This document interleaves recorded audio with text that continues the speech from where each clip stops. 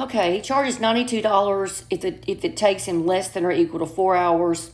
He charges $23 per hour if the job is greater than 4 hours. He takes a total of 7 hours to complete 2 separate jobs. What was the total amount charged by the plumber for the 2 jobs? So clue 1 says the plumber charged $92 for one of the jobs. Okay? Well, that just tells me about one of the jobs is $92, and 92, let me see. We don't know anything. We only know about one job. We don't know about the other one. So clue 1 doesn't work. We know we spent, well, and see with that $92, that could have been 92 divided by 3.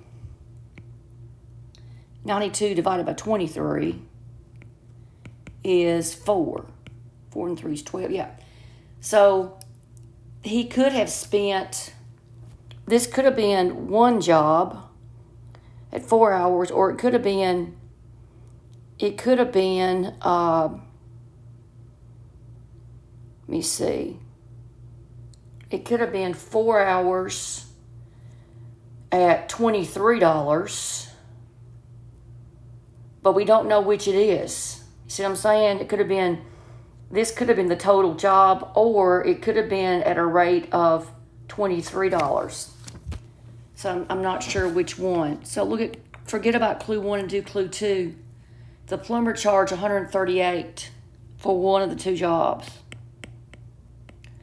All right, now the plumber charged $138. Well, 92 does not divide into 138, okay? So, but 23 does. 138 divided by 23 would be how many hours?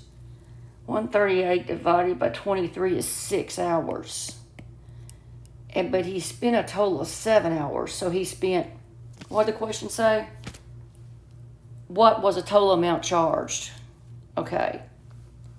By the plumber for the 2 jobs. Okay, so he worked 6 hours at 23, and then he's going to put in 1 more hour at $92.